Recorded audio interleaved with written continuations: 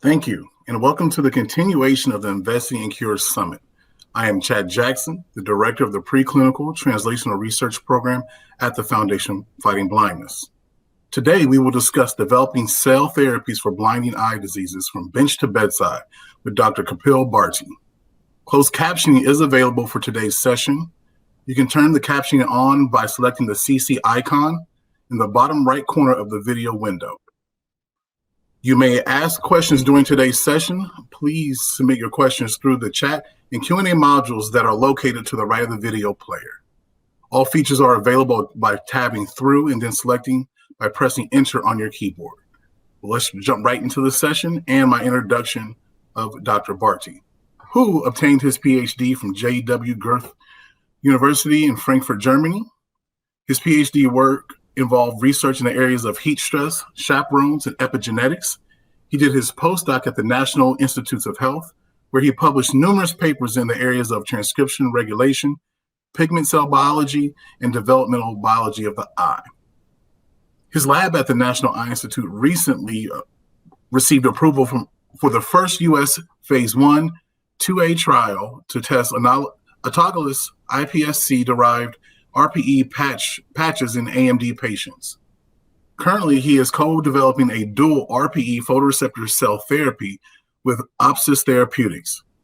He has given several keynote lectures, won several awards, including being the first Earl Stetman tenure-track investigator at the National Eye Institute at the NIH. He's received the Director's Award and the NEI's Director's Dr. Carl Kupfer's Visionary Award for his revolutionary work on developing ocular cell therapies, and serves on the advisory board of several companies and patient advocacy groups.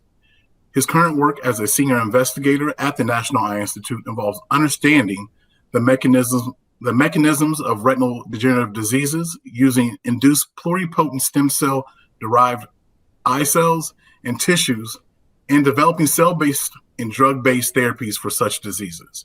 Dr. Bharti, thank you so much for joining us at the Investing in Cures Summit. The floor is yours.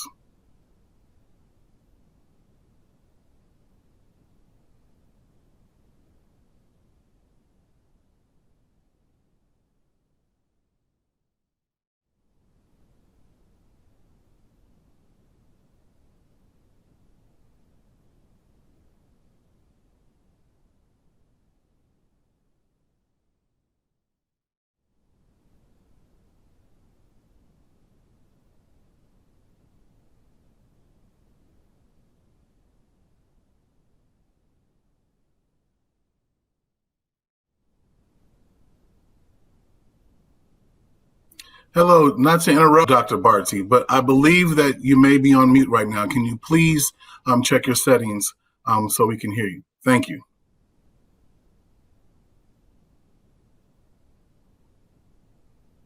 Can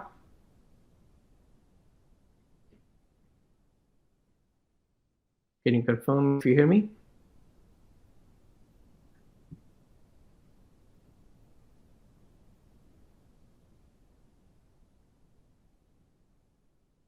Okay, thank you. All right, let's start again. I want to thank the FFP for organizing this session and inviting me to talk about how do we develop cell therapies? How do we go from the lab all the way to patients? And for the next hours, we'll be discussing kind of how we went from the lab all the way to patients for a cell therapy for macular degeneration. And the examples, this example that I'm going to use again is going to be applicable to many different types of degenerative eye diseases. And the approach for developing cell therapy is going to be very generously or very broadly applicable to many diseases. And this is going to be an informal discussion. I have some slides here, but I feel free to interrupt if people have questions. These are just background slides so that we're all on the same page when we talk about different aspects of developing this cell therapy process. Different eye diseases affect different parts of the eye. Some start with affecting night vision, some start with encroaching vision from the sides, some start right away in our central vision. And really, different genetic diseases have different ways of affecting vision. And there are over 300 different types of eye diseases that affect vision in various aspects.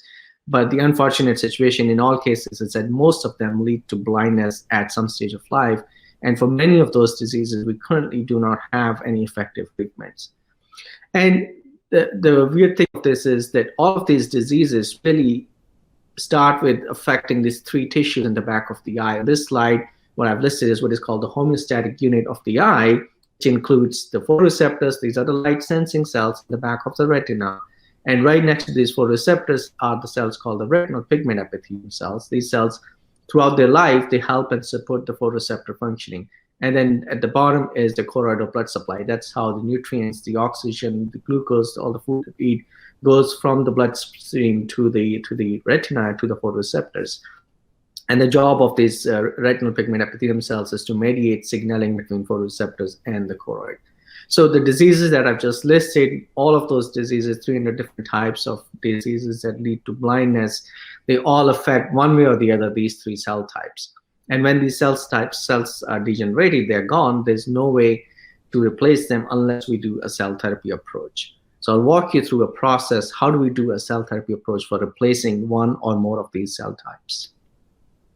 So let me flip that slide. So now I'm showing you from the side, same view, photoreceptors, RPE, and choroid, and what can happen in advanced disease stages. And I've picked an example of macular degeneration where the RPE cells die off. And these cells, as I said, replace or help support the photoreceptor nutrients and blood supply to the photoreceptors. Once the RP cells die off, the photoreceptor cells die off. And since photoreceptors are the actual light sensing cells, if they die, well, we go blind, right? And at the same time, when the RP cells die, the choroidal blood supply dies. And as a result, the back of the eye completely suffers from nutrients and everything. So now you can imagine the situation where the blood cells, the eye cells are dead. Well, no drug is going to work in that case. We have to replace dead cells, right? There's the only way we can stop disease from progressing further or actually cure the disease is that we replace these dead cells. And that approach is, as an example here, I'm using, like I said, the RP cells support nutrient and functionality of photoreceptors. So imagine a case if we were to do an RP transplant before the photoreceptors were dead, right? Then we could stop those photoreceptors from dying and also stop the choroid from dying. And that is a classical cell therapy approach that we can try for many, many different diseases. In this example, we're using macular degeneration as a case where before the photoreceptors would die, you put the RP patch in, and those RP patch is going to support the photoreceptors functionally and nutrient-wise, and also continue the blood supply from the choroid. As a result, photoreceptors won't die. And the photoreceptors won't die, the blindness won't happen. So how do we do that? How do we go from patient to a cell therapy? And here's a very simple example. We can start with a blood cell from a patient. We can convert these blood cells into what is called induced pluripotent stem cells, in short, iPS cells. The pluripotent term here used means these are stem cells. They can make any cell type of the body. And really, eye cells, liver cells, heart cells, brain cells, and believe me, there are people out there who are making all the cell types of the body for treatments of different diseases around the body. But in our case, we're going to focus on the eye here, right? And we start with the blood cells. It takes several weeks for us to convert blood cells into stem cells. Once we have the stem cells, we can make these stem cells into an RPE cell. We can make the stem cells into photoreceptors and the blood supply. And today's example, I'm going to focus on how do we make iPS cells into RPE cells? How do we test it? How do we bring it to patients? So the process of bringing any technology, any stem cell therapy technology to patients, it's a painstakingly long process. It takes years, sometimes actually, or decades, until from the concept in the lab to all the proof of concept studies we do in the lab, all the way to patient, it takes many, many years. So just to give you an idea here, we start with the basic research, proof of concept data that yes, we can make stem cells, we can take the stem cells, make them into eye cells. And then we have to perform what is called IND enabling studies. So IND is investigational new drug application. That is an application the FDA requires for us to do any patient work for a new cell therapy or a new therapy of any kind, gene therapy or drug or small molecule. So in this case, stem cell therapy. And during this phase, we show that we can consistently make the cell therapy product, and then we test it in animals. We test whether it's toxic, whether it can cause cancer, whether it cause any bad thing, and does it do what it's supposed to do in an animal model? Does it prevent vision decline in an animal model? Once we get through that phase, which can take anywhere between 3, 5, 8, 10 years, then we start testing it in patients. And this also again goes in very small phases, or 3 different phases called phase 1, 2, and 3. In phase 1, we test in a very small number of patients, because so far we have made the cells, we've tested them in animals, but we have never tested them in patients, right? So we go very slow. We're going to make sure that the cells or the cell therapy that we have developed doesn't harm anyone, right? The first goal is it should not harm. Then once we go through that phase and we demonstrate that it's safe, it integrates in the back of the eye. Then in the next phase, we test it in a slightly more number of patients. And there we are looking for whether the cell therapy is doing what it's supposed to do in patients as well. And if we demonstrate that, then we get an approval from the FDA to commercialize this cell therapy, and then it's available to a wide number of patients. So this can take many, many years, takes many, many people, many teams, from basic science to preclinical and to clinical. So how do we make cell therapy product? Now, don't worry about the science part of it. I just want to understand that this is a very biological process, how all of this happens. We start with an iPS cell, the stem cell, and we add growth factors, the normal growth factors that in the body make all of our cell types in the body, in an embryo, that make the eye. And these growth factors can be commercially bought. So these are just small chemicals that we add onto the stem cells, and we slowly convert them into RPE cell, into photoreceptor, into any other cell type of the eye. This can take weeks. This process itself here, I'm listed different stages of the process. I've listed different stages because we check it. As we make the stem cells to different cell types, we check at different time points. Are we making the right cell type? Are we going in the right direction? And this takes, again, as I said, several weeks, or sometimes 10 to 12 weeks until we have the right cell type. And then at the bottom, I've shown some examples of that. We confirm that we have made the right cell type. We confirm that these cells are pure. We confirm that we can reproducibly make it, because if you want to treat everyone, we want to be able to make it from every single person over and over again. So this process can't be a fluke. It has to be highly robust, highly reproducible, highly efficient process. And this takes time, this takes effort. So then once we do it in the lab, then we transfer it into what is called our clean rooms. So this is an example of a clean room. Clean room is if you think of doing paperwork, this is like heck a lot of paperwork, because we document every single step of the process. As an example, there's an operator. First of all, you see how their suit gowned up from top to bottom. The reason is now we're making cells that we want to transplant back in patients. We want to make sure these cells do not carry any pathogens from outside, from people who are making them. So they are fully gowned up. They have all the PPE, they have the face mask and everything. And as you can see on the left side, they work in a special equipment called the biosafety cabinet, in which no outside particles can go. The airflow is such that no outside particle can go. The room has special air pressure, high air pressure, so that no outside air cannot come inside those rooms. So it's actually not easy to work in those rooms. You can imagine these people really quickly get hot with all this PPE and gloves and face mask and hoodies all wearing all day. But they stay, one is working and one is observing that every step that the operator is doing it correctly, and the observer is also noting it down, what has been done. And then in the evening, a quality assurance officer comes and confirms that what they did was the right thing and they didn't make any mistakes. So that we know when we are making these cells, we are not making a mistake here. And this process goes on for weeks. So again, this is just an example. Details are not important. From day 0, from drawing blood from a patient until we go back to the patient, it takes us 6.5 months. And for 6.5 months, these people are working in this clean rooms, making this cell therapy product every single day, including the weekends. So now this is how a particular cell therapy product may look like. This is an example of those RPE cells that I was talking about. This is a very high resolution picture taken with an electron microscope. we can see the cells. These cells have special hair you may have seen in the previous pictures. And you can see this hair on top, these painted in green hair, and you can see the cells in brown. You can see the matrix on which they're going in blue. We do these things so that we know we are going in the right direction, so that we know we made the right product.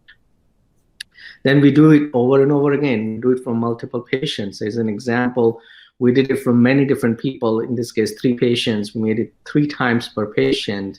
We wanted to be sure that if there are genetic differences between people, if we do it over and over again, can we still make it? And can we still prove that we have made the right product? Once that's done, then we test it in animals because we want to make sure that these cells don't cause any harm. That's the first thing. It's important for any therapy product. No harm done. In this case, we are testing it in a rat model. We are seeing that the human cells would integrate into the back of the eye, and they would stay where we transplant them. They would not migrate into other organs. They would not cause any toxicity, any harm to rats. And in this case, I show you it's beautiful data here that we transplanted a 0.5 millimeter RP patch that's stained here in red color. You can see in the highlight here.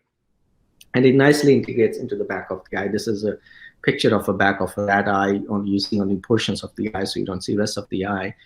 But the patch is nicely integrated.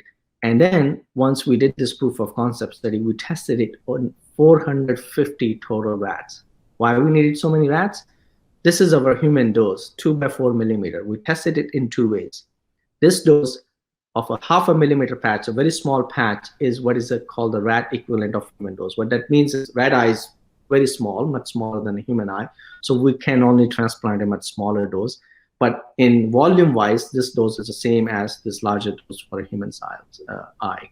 And then we also transplanted cells from this human dose into rat eye. 2 different ways. We tested many different time points. In this case, 4 different time points: 2 weeks, 13 weeks, 26 weeks, 9 months. At every time point, we have about 10 to 20 rats that we're testing. And we tested cells made from different patients. And at the end, it ends up with hundreds of rats that are tested. The bottom line is, after all this tests, we know that our cell therapy product is not safe, doesn't migrate anywhere else, doesn't cause any tumor or any harm to the eyes. Now, the last thing we have to test before we can go to patients is, does it work, right? That's the most important thing at the end. If the cell therapy product doesn't do what it's supposed to do, then there's no point of making it. So how do we test that it works? So for that, we have to recreate human disease in an animal, right? So in this case, we are recreating a human disease in a pig model. And since we're replacing RPE cells, the disease we are creating in a pig is we're removing the pig RPE.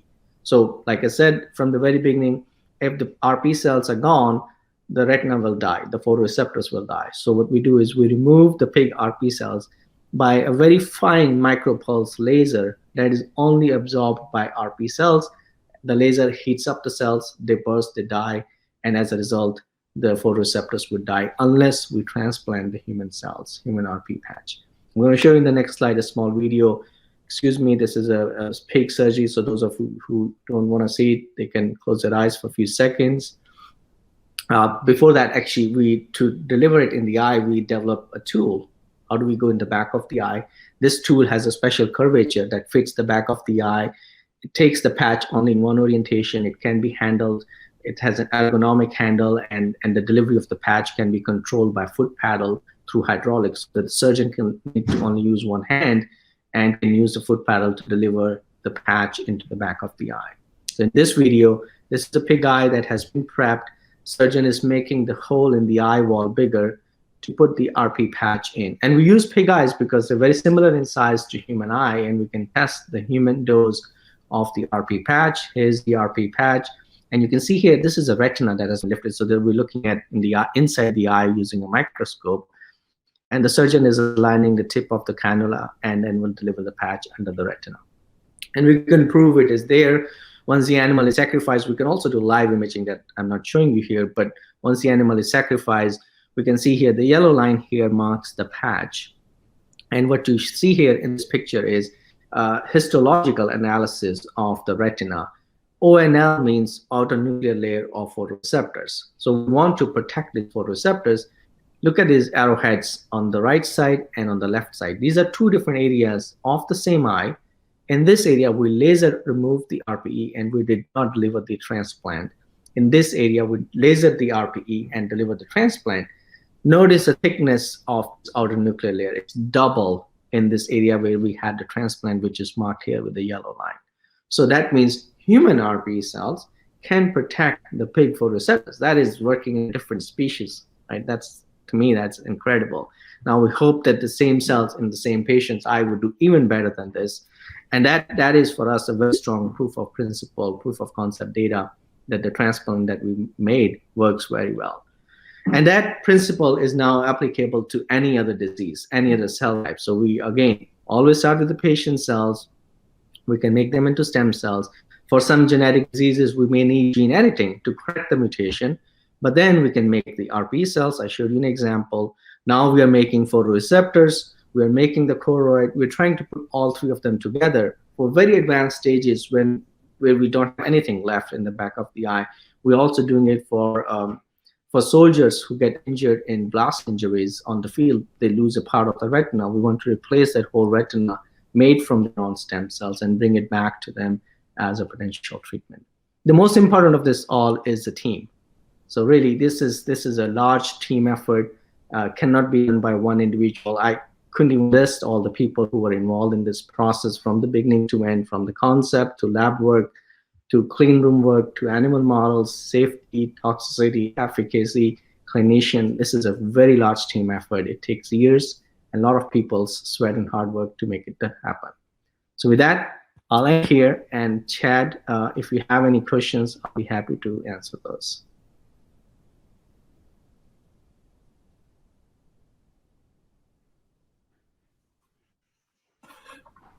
Bharti, thank you so much for a great presentation. We truly, truly appreciate it. And I've always been amazed by the work that you do. And we're going to jump into some of it in a little bit. But first, for our audience, let's take a quick step back and learn just a little bit more about you. So why did you choose science and research as a career? And why study the visual system when there's so many other areas to study? So why did I study science? So actually, I don't even remember when it started in my life. My older brother actually tells me that growing up as a young kid, whenever somebody asked me what I wanted to become, and I said, I wanted to become a doctor. And they would jokingly say, my aunt or uncle would jokingly say, well, then you can come treat us when we get sick. And I go, no, I don't want to be a doctor that treats patients. I want to be a doctor that makes new treatments for patients. And I think that was my start as a child. I always somehow wanted to be a scientist. As I grew older, I learned how do you become a scientist. You have to do a PhD. You have to get trained in this field.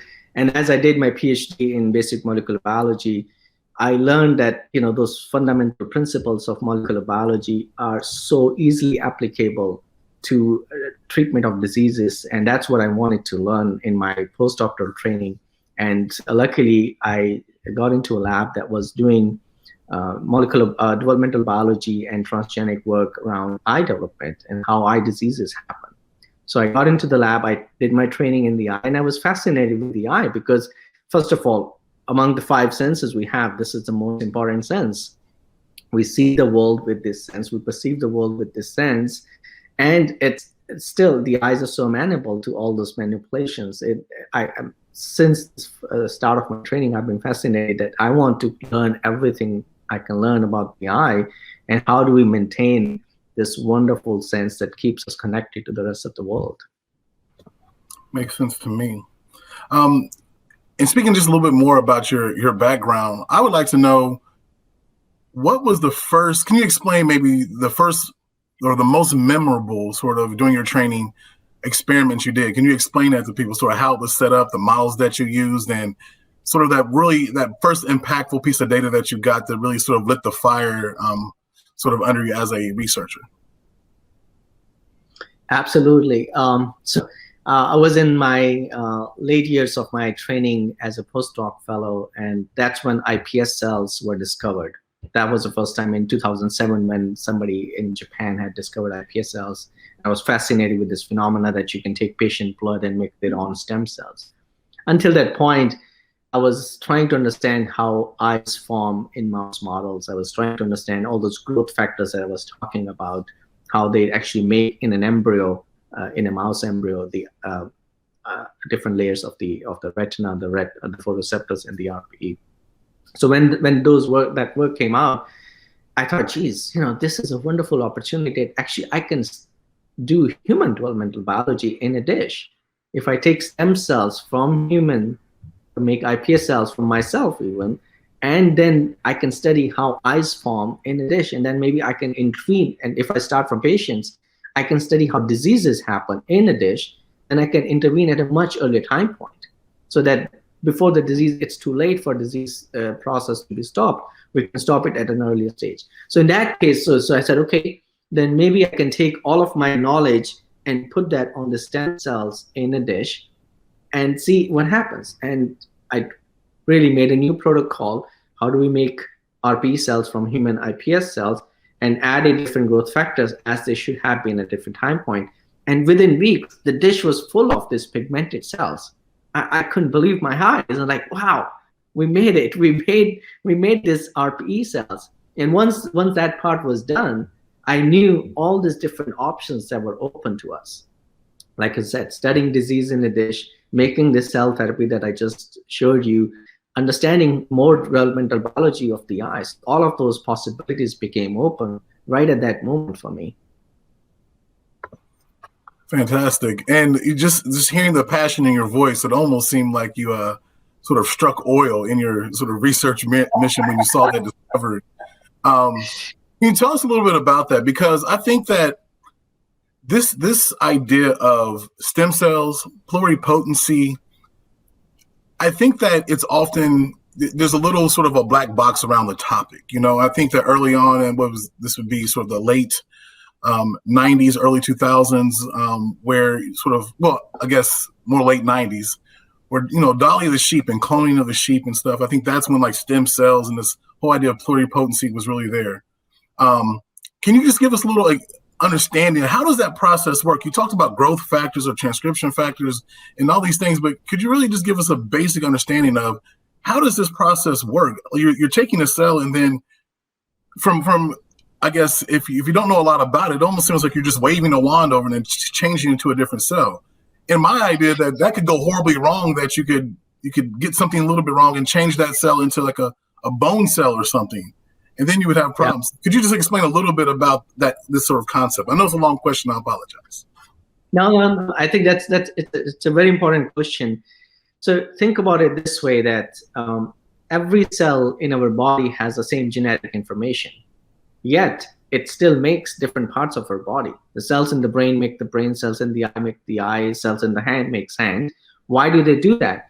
Because that genetic information is either activated or silenced in a way that only those specific genes that are needed for that organ to form are expressed in that organ. So in the hand, only hand-forming genes are going to be there, and in the brain, only the brain-forming genes are going to be expressed, and the rest are going to be silenced, right? So now if you follow that principle through, if I can take my hand cell and I can add to it certain chemicals that would turn off the hand-forming gene and turn on the stem cell gene, the pluripotency gene, I have a stem cell, right? And that, of course, I mean, it's easy to say, but it was 50 years of work from starting from Sir John Gurdon, who did this first kind of a Dolly the sheep experiment actually in frogs back in the 60s and the 70s. And then Dolly the sheep was cloned, and people were trying to identify what was in that soup, what was in that magic wand in those experiments.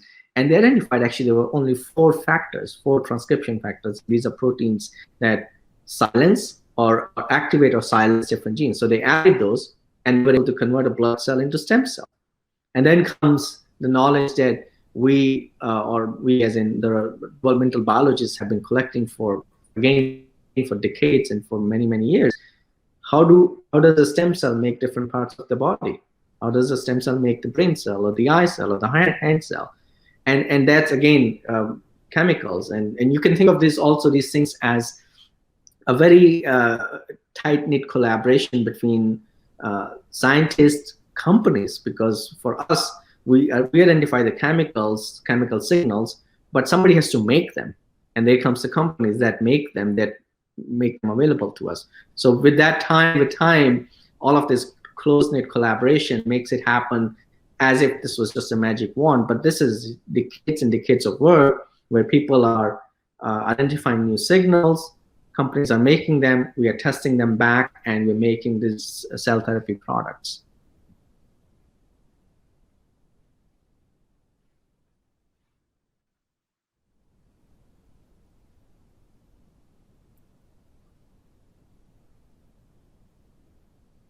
All right. Thanks for that. Sorry, I'm having little internet issues over here. Apologize for that. Went away for a second. But that makes complete sense. And we actually have a question from the audience, in that when you actually put these iPSC cells into the retina, how do they form the proper connections, or how do they thrive in that area? I imagine, the other day I actually put a little hole in my drywall of my house, and I got a little patch kit, and it always would remind me of that, but I have to get the sort of the drywall mud to stick it on there. Is there sort of an RPE mud that you use? How are you getting it to stay in there and make the proper connections? Yeah, no, again, a great point. A little bit of both things. So imagine you could, with our transplant, we do actually patch it. We do call it an RPE patch. It has a little band-aid behind it that allows it to stick to the back of the eye. But once it's there, it has to make the connections to the rest of the retina. And that's where the difference comes from drywall to a living tissue. This is a living tissue.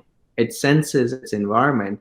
These cells sense, I see photoreceptors next to me. I need to talk to them. So they send little cues, they send little signals to them. Photoreceptors say, they're new RPE cells. They can feed me. So they send me a signal back to them. So that interaction happens because it's a living tissue. And those little cues back and forth. So it takes a few days, maybe a couple of weeks for the cells to set in, to have this communication with the rest of the environment of the tissue. And once that happens, all the tissues start to thrive, because RPE is going to support the photoreceptors. Photoreceptors are going to cause the vision to change for the animal to see, for the patient to see. And we can measure that, right? I didn't show that data, but the beauty is, like, we all go to eye doctors. They put these little cameras on our eyes and can tell, hey, this is how much you can see. And then they make us with goggles, and then we can read the AOPT chart. And we can make those measurements in animals. We can make them read. We can ask them to read an eye chart, but there are similar measurements we can do. And that tell us whether the patch is integrating, whether the signals are being processed, and they're going all the way to the brain, so we can start to see. And that's the other beauty of working with the eye. All of these tests are so cool and easily doable. So during your presentation, you actually showed a nice flow chart of sort of how you get from the sort of stem cell stage to the RPE cell that you've created. Can someone theoretically do that with any cell, or are there only particular cells in which you can transform into other cells? So from stem cell, you can make every cell type of the body. You just need the knowledge of what chemicals to add at what day. That's all you need. And I would be, if I estimated that so far hundreds of different cell types have been made from stem cells, I may be wrong. Maybe the number may be even higher. And so this is where the researcher's experience comes in. Somebody who's experienced in making liver knows how to make liver from stem cells. Somebody who's been studying how to make brain knows how to make brain cells from stem cells. So we have now made RPE cells. We have made cells of the choroid. We have made the photoreceptors. All of these cell types that are critical for vision, we have successfully made. This is now, it may sound too simple if I say it has become a seamless process, but essentially it has become a seamless process to make different cell types, just because we have gained so much experience as a field over the last several decades. That's great, and actually leads us into the next audience question. The audience member has to saying this.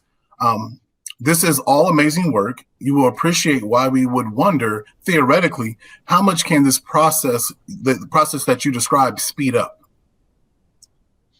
Yeah, I feel your frustration. We are frustrated in similar ways. Some of it is just science. It takes time to do. It takes time to do it. But believe me, it has sped it in a lot of in the recent times it has gone fast a lot. Imagine back in the days, it used to take 20 years from discovery of a new antibiotic from the time of discovery to patients. Now, these iPS cells that I told you about, they were discovered in 2007, and right in 2021, we are in patients. So we almost beat it by 10 years. Some of the roadblocks by the FDA are for actual real reasons. They're concerned about patient safety, and those cannot be circumvented. We have to do it in a stepwise fashion. But I think, now the field has reached those crossroads that a lot of different technologies, we're using artificial intelligence, we're using automation, we're using a lot of new technologies combined with these things. And I think it will speed up even more. FDA is very keen on getting these things approved. The more experience they have, ours was the first approval of an autologous therapy in the US. Now, as more and more get approved, FDA also gets more comfortable with the safety of this product, that they're not going to cause any harm to patients. So their approval process will become more streamlined. I think all of this combined will reduce the time it takes from taking from the lab all the way to patients. Great. And we have another audience question. It changes the gears a little bit here, but here we go. I am so in awe of your research, and thank you for all that you do, and your team are doing great. How do you remain patient with something that takes so long? What keeps you going? First of all, thank you very much for your kind comments. Well, science it's a virtue of patience. We go for small victories. A couple of examples I showed you with the day we made stem cells in the lab, the way we made the RP cells. Those little victories keep us going. We're like little 6-year-old kids. With every new discovery, we get excited. But I think we do at the same time understand that what we're doing has very large, very big implications, and that is what keeps us going. I talked to my team during the COVID time. Actually, many of you may not know, even during shutdown, many members of my team were working last year at this time of the year. I was fortunate I could stay at home and talk to them by Zoom and other things, but many of them went in, and they went in with this motivation because they knew if they stopped working, it will delay us more, right? We just talked about the timeline, but we don't want to delay. Our motivation is we know these technologies can treat patients, so we want to bring them to patients as soon as we can, and that's what keeps us going. And I would also like to sort of highlight something about researchers for the audience. Dr. Bharti, maybe you can expand on a little bit more. But, when you sort of drink the Kool-Aid of research, it's really sort of becomes a part of your life. And I know that probably people on your team dedicate way more hours than they're actually probably compensated for if they were to work maybe in a different field. And it's really the passion and love that they bring to the lab each and every day that really keeps it going. Because I'm sure people there are working weekends and nights and to get the results that you need for the people. How do you, from a sort of a management point of view, what are your expectations of the people who work in your lab, and how do you help them sort of balance maybe work life issues? I'm sorry. Yeah, no, I think very, very important point, because to do this kind of work, you also have to be in a right mindset, and for that, work-life balance is important.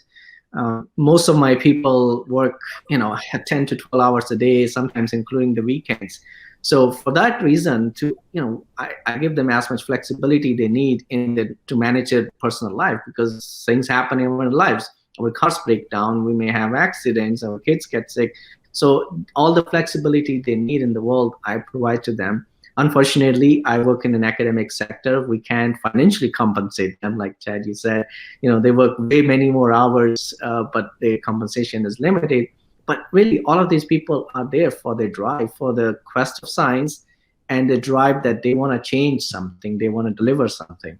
And I think that's what is the most important point here. Yes. We have another question from the audience, and this individual has stated that they're at a very advanced stage of RP, and they would like to know, where are these trials going on today for the technology that you're discussing? So for this stem cell technology that I talked about, there's one trial that has started at the National Eye Institute at NIH. If you Google on clinicaltrials.gov, you can find the information about this trial. Unfortunately, our trial is right now not approved for RP, it's approved for macular degeneration only. But there are many other trials for many different forms of RP, especially in the gene therapy space. And I'm sure through the FFP website, you may have some information for those trials. Many of those are run by companies at different clinical centers across the country. The best place for you to search is clinicaltrials.gov. That is where you will find the most information about all new and upcoming trials. I would warn you to be careful and look for legitimate trials, and not in the stem cell field. There's a lot of information. There's a lot of snake oil out there. Please don't go for the snake oil. Look for whether the trial has been FDA approved or not. That is the most important thing you want to ask the contact, and so that you don't go into a place where you get harmed rather than being treated. So, but clinicaltrials.gov is the right place to start. And yes, let me actually foot stomp that point. You are correct, Dr. Bharti, that there are a lot of organizations claiming to have cures for a lot of diseases that they don't, by using some sort of stem cell based therapy. Please, everyone on here who is looking for those types of clinical trials, be sure to make sure that they are legitimate trials and that they have taken safety protocols into account. Please, please, please do not sign up for something that you're not 100% sure about what they plan on treating you with. And I may add one more point here, that if you're on clinicaltrials.gov and it's an early stage trial, if they're asking you to pay money, that is likely the wrong place. All those early stage trials do not require for you to pay anything. They are voluntary, but all the cost is covered by the trial itself. So watch out for that sign as well. Yes. Thank you for making that point. It's so important for our audience to know that. One of the things I want to step back to the video, and maybe you could just give us a little bit more deeper perspective on when the gentlemen were wearing the white suits in the clean room. You explained a little bit about how important it is to keep things sterile and whatnot in documentation. So explain that a little bit more. Like, why is that so important that they have to wear, almost looks like they're walking on the moon almost in these suits? And why is that so important? And also maybe explain the documentation that goes into it and what that documentation will be used for as this therapy progresses along towards the clinic. Absolutely. Very important points. I think the best example for those space suits is COVID-19, right? We learned through COVID-19 that we can carry the infection. We can even transmit to others without even knowing ourselves about it, right? And that's why we have to be wearing face masks all the time, even when many of us are vaccinated, because we still may not be sure whether we may be actively carrying the infection and giving to others. And that is a risk also in those clean rooms. We do not know, even if those people may be perfectly healthy, we all have natural, what is called natural flora. We have microorganisms on our skin, in our hair, on our different parts of the body, which may just fall off. We wipe up sweat or something, and there's a little tiny droplet that you can't even see with your eye, but it falls off into those stem cells. And those stem cells have a very rich medium because they're human cells. We're growing them with natural nutrients. So that's where the bug can also thrive. But the problem is now it's my bug, I've given it to somebody else. And that's the last thing we want to do, is to cause a harm. And for that reason, those people are fully gowned up from top to bottom. No part of their skin or hair is exposed when they're working.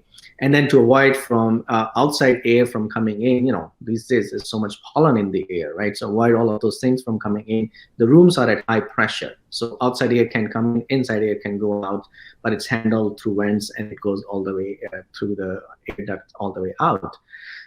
So that's about keeping the process clean, keeping the cells sterile. We don't want to contaminate them with somebody else's bugs. Now, documentation is important because we want to ensure that we're doing the right thing. These are 6-month-long protocols. Nobody can remember them. So the one person who is standing next to the performer, the observer, is reading the protocol. The person does the job, and then he confirms that he did the job that he was supposed to do. So that's one step. That's like so that we do the right thing.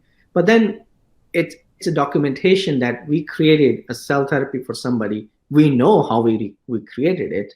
In case something went wrong, we had a complete documentation from day zero to all the way to patient that what was done so that we can review it again and see what could have gone wrong. If FDA wants to come and inspect, they have a complete documentation for the process for them to review. So there's many good reasons to document the process. If we want to change the process as we go along, we want to improve it, we want to automate it, if we have a complete process at our hand, we know which steps can be changed, which steps can be automated, and things like that. So all of those are very important things. Great. We actually have another question from the audience. It's pretty long, so bear with me. What are your animal results and your human results? Do you have to make an immunologically specific set of cells that each individual patient will be able to tolerate? And how much time does each patient require for specific cells to be manufactured? Oh, wow, nice questions. So for patient, I'll start with the patient question. There's no immunological consideration in our cell therapy for patient cells because these are patients' own cells. So what I mean by that is we start with taking a few ml, a few milliliter blood from a patient, and we convert their own blood cells into stem cells. We convert those stem cells into their own eye cells. And now we put the eye cells back into the patient. So it's their own cells, their body would not reject it because they say, hey, that's my own cells, no problem there. But because of that reason, this process is slow. It takes almost 6 months for us to start from patient, go back to the patient. Now, if we have to test these cells in animals, that becomes a challenge. Because if we transplant them in a rat or a pig, they're going to say, hey, this is somebody else's cells. The rat body is going to reject it, or the pig body is going to reject it. So what we do is we use different drugs to suppress the immune system of rats or pigs so they do not reject the human cells. We have to find a way to know that the cells are working, they're safe, and they're doing what they're supposed to do. And for that, we have to calm down their immune system so they don't reject these cells. I think I answered all of them, right? Yes, I believe so. Many questions. Right. I would like to inform the audience that, we are sort of at the back end of our session. Therefore, if you have any additional questions, please submit them now so we can get the answers that you need. I would like sort of to ask you more of a future sort of horizon scanning sort of question. I guess maybe it's a two-part. Number one is, when would you see this type of therapy, or when is your hope to see this type of therapy become sort of the mainstream, where it's sort of a routine thing that someone who is suffering from, let's say, AMD can go and get, and it's, as routine as going to go get a flu shot? Or how long do you think it's going to take to actually get to that point? Well, my hope is that within the next 10 years, we see these becoming more routine technologies. Whether it takes longer will depend on many factors, whether we run into some unexpected things. For instance, I give you an example. We got approval from the FDA to start our trial early last year, and guess what happened? COVID-19. Everything got shut down, so we pretty much couldn't enroll new patients for 6 months, and so we kept working at the back end of things. So there are some unexpected delays that could happen. But I think within the next 5 to 10 years, especially over the 10 years time frame, I think many of these technologies that are coming out from our group, from many other groups around the world, will start to hit the mainstream market and will become more routine technologies. All right. Well, we are at the end of today's session. I see no more questions coming through. So thank you all for joining today's session. Thank you, Dr. Bharti, for your words and your slides and your insights on research now and into the future. Thanks to our partners, Iveric Bio, Regenex Bio, Biogen, and Charles River. We would like to also acknowledge that if you were not able to get your questions in, please submit them and we will review and reach out separately with answers. Please join us for our next live session. That's tomorrow, April 16th at 2:30 p.m. as we chat with Dr. Alistalo about improving IRD diagnostics. And it's a lab tour at Blueprint Genetics. Be sure to check out our on-demand content that is released every morning at 9 a.m. Thank you for joining the Investing in Cure Summit. Goodbye. Thank you, everyone.